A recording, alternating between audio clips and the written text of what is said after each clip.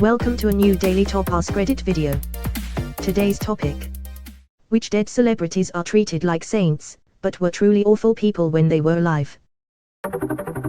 Pablo Picasso was an abusive raging narcissist who sucked the life out of people around him. His muses were generally young women he'd domineer and destroy. But he was never called an asshole. Asterisk not in New York. Steve Jobs was an asshole to his family, his own kids hated him, his wife only stayed for the money. He also was known for throwing work colleagues under the bus to cover his own ass, and taking credit for things he didn't invent. Edit, thanks to everyone for the awards, wasn't expecting this to blow up like it did. Thank you all. He also smelled like shit, and the icing on the cake, he was such a self-centered fuckface that he refused treatment for pancreatic cancer for 9 months because his special diet of only like apples or some shit would cure him. I find it hilarious that such a supposed genius died by being so stupid. Edit, Jobs had a rare form of pancreatic cancer where it is curable with a 90% success rate. I read someplace in order to get into character Ashton Kay followed that fruitarian diet and shortly after being on it had intense pancreatic pain that led to a hospital trip. Edit proof, https://wburgismo.com/2013/01. I am from the future and Chris Brown belongs to this list too now. I'm from the present and he's belonged here for 10 years. Ellen DeGeneres too early sorry. Never too early to say Ellen is evil. I've met her a few times, and I dated a guy who worked on her show for a few years. All the stories you hear in the press about her being an awful, mean, cold-hearted person are all true. There's many interviews on her own show where she treats the guests badly. She's mean and actually gets a rise out of making people uncomfortable and embarrassed. And she sees nothing wrong with it. It's her own show where she has her own free ride control.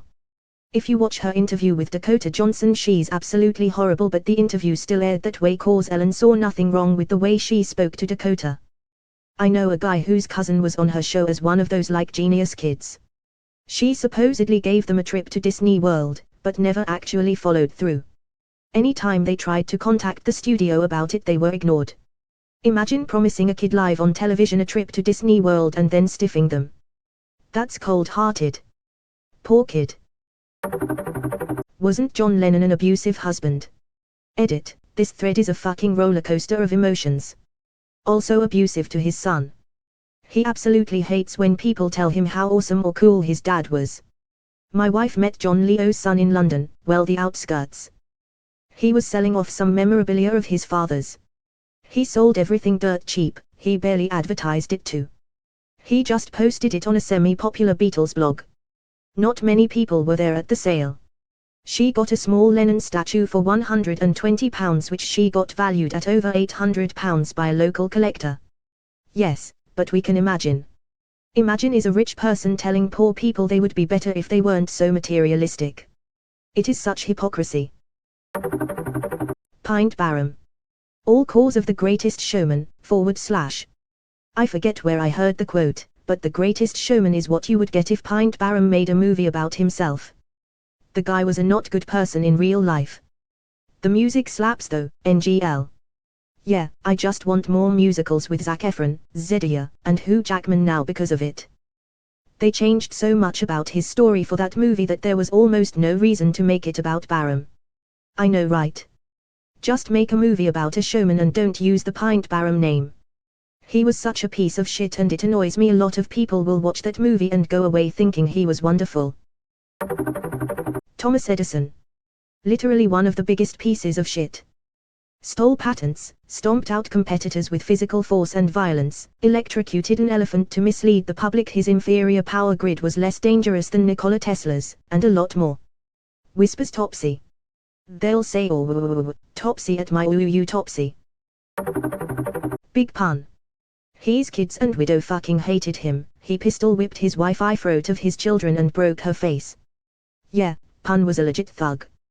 Used to snatch DJs right off the street, throw them in the trunk and threaten them if they leaked his music. Wookid has some crazy stories on YouTube about when he got set up and held at gunpoint. Plus the whole beef with Jay-Z and them, where Jay allegedly got hit with a champagne bottle. And that pistol whip video was brutal. Dude just clapped her and then sat down on the couch and chilled like it was nothing as his wife ran away holding her face. Definitely a bad guy. Damn, I didn't know this at all. John Lennon was a drug addict, a pathological liar, a woman beater, and he abandoned his family. He did all this while singing about peace and love, which makes him a hypocrite to boot. Imagine no possessions. Written from his Manhattan penthouse. Lol. I can't remember who was telling the story in an interview, but apparently he was arguing with someone about two of his multimillion-dollar businesses losing money, and either Ego or Paul told him, hey, imagine no possessions. He apparently got very angry and yelled back, shut up, it's just a song. He never believed any of his own words. My mother, who was a young adult during Bing Crosby's peak, said that he was a horrible husband and father. A serial philanderer and violent. I think 2 or 3 out of his 4 sons wound up killing themselves. What a horrific legacy for a man to leave. Just looked it up, sons Lindsay and Dennis, RIP. His son Gary wrote a tell-all about his abusive father. My mother. After reading the first 2 words I thought that you were saying that your mother was a bad person and chuckled. Reading the rest of your post makes more sense. Reading all these things. Is there anyone who wasn't the worst? Mr.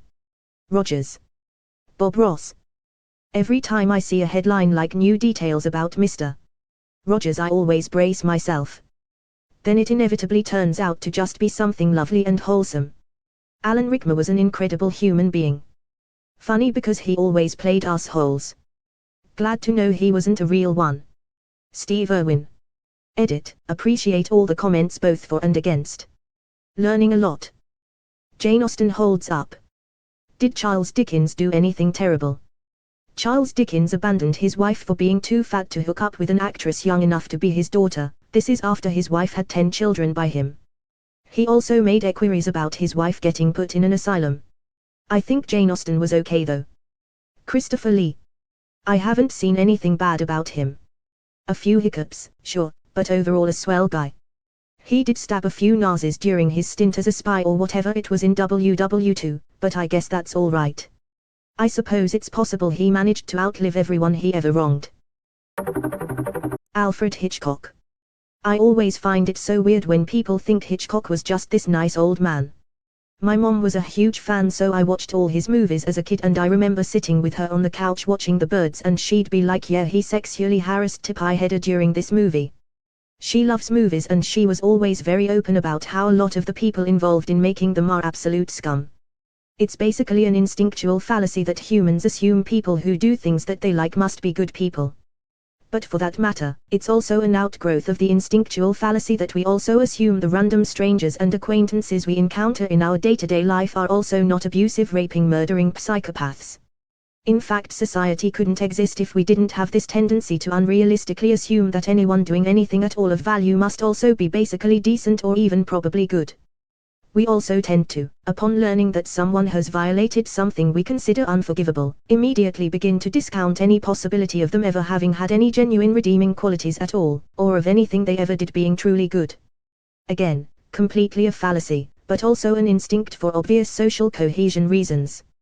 My grandpa worked on Hitchcock's last movie as a key grip. Supposedly, just as they were about to shoot the last shot of the last scene, Hitchcock said, "I'm tired. Let's wrap. I'm going home." The entire crew tried to explain to him that this was their last day on set, and that they were scheduled to fly halfway across the country the next day. If they wrapped now, they'd have to recreate the entire set in a studio lot when they got back, costing them a lot of money just for an incredibly short film time. But Hitchcock insisted, so they wrapped, went home, and rebuilt the set from scratch. And that's ignoring the fact that Hitchcock had never gotten out of his car and had instead directed the entire thing from inside. Sounds to me like he absolutely pooped himself. Bing Crosby. Years ago, while watching Blue Skies with him and Fred Astaire, my dad gushed over Astaire's legacy. I asked what Bing was like and he said, besides beating his wife and kids.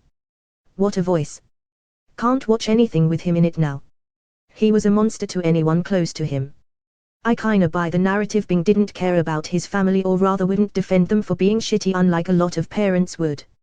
My grandfather actually broke Bing's son's nose on a shared dock in North Idaho in the mid to late 50s. The son had been mouthing off, being rude, telling to the two women my grandfather had been accompanying out to the lake, that he didn't want poor forward/regular folk on his dock while he was on the lake or some rich kid shit. And the dock was shared with the Crosby private residence on Kuadili Lake in North Idaho, half public access, half private at sea. Fairly common then. As the story goes. He told the son to quit mouthing off. The son said, "Do you know who my dad is?" or something to the effect of that, continued to mouth off, and my grandfather threatened to lay him out. You can see where this is going. One thing leads to another, and he punches him square in the nose, and the kid bolts up to the house. He brought Bing down, smoking the entire time, to go off on my grandfather, and Bing instead asked the two girls who had been there to explain what happened, to avoid a bias, and apparently Bing looked at his son with no empathy at all and said, "Looks like you got what you had coming," and just walked back to the house. I'm with Bing. He did have it coming. There was a documentary where his kids spoke out about the abuse. I'll see if I can find it. Edit, an article. As a child, Gary Crosby had a weight problem and recalled his father weighed him once a week, and if he had gained weight he was ordered into his father's office for a whipping. Abusive both physically and emotionally. Yeah, F. You Bing.